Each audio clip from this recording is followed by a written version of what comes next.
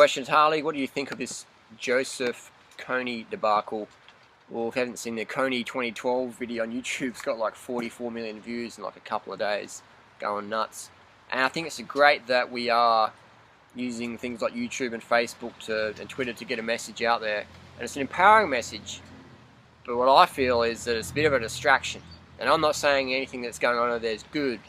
I'm saying that we've had like 1,000 people possibly killed by this group in the last year, when in Iraq we've had over 1 million casualties since we've had our troops in Iraq. We've had over 1 million deaths.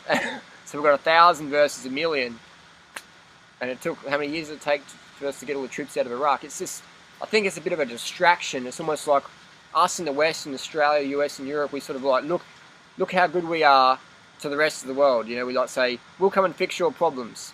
But meanwhile, we'll drop bombs in that country, we'll exploit this country, we'll chop down that country's rainforest to have our grass-fed meat and beef and sit in our little restaurants in New York or Sydney, Australia, and be all, pompous and pretentious or whatever. And we'll say, oh, Africa, you've got some problems. And we'll do that a bit on YouTube and Facebook. I call it Slacktivism.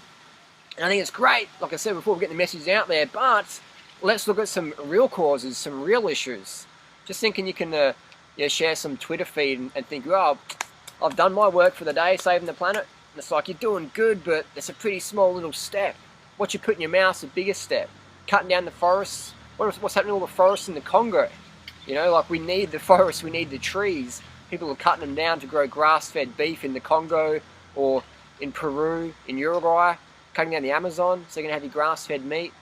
We're doing all this crazy stuff. We're dropping bombs on Iraq so you can drive your SUV to work when you can just ride your bicycle to work or whatever. So we've got all this distraction out there, and in my opinion, this Joseph Kony thing is just another distraction from what we could be doing regarding our diet or how we treat each other in our neighbourhood. Let's clean up our own neighbourhood before we worry too much about what's going on over there.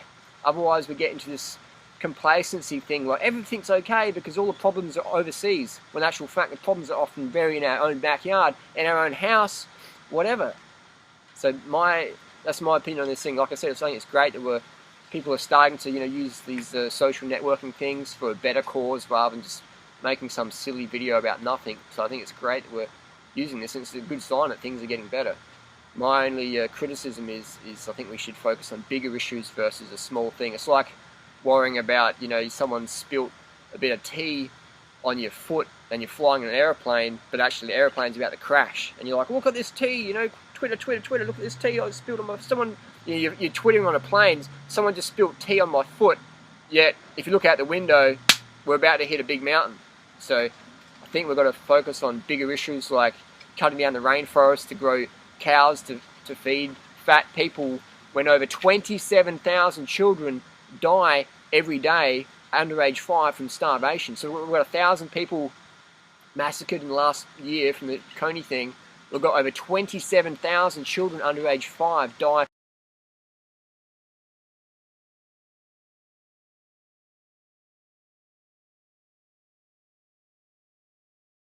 starvation. And that's just, I had to double check that because I was like, oh, that must be per year. And I'm like, fuck, that's per day? 27,000 kids per day because they don't have enough food, because we get all the grain and feed it to our livestock, so we can have our farmed fish and our meat and chickens and shit like that. And then we cut down more forests so we have the grass-fed animals, so it takes even more room.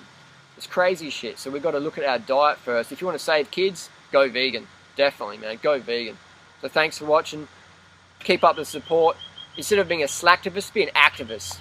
Change what you put in your mouth. Change your community. And from then on, we change the planet.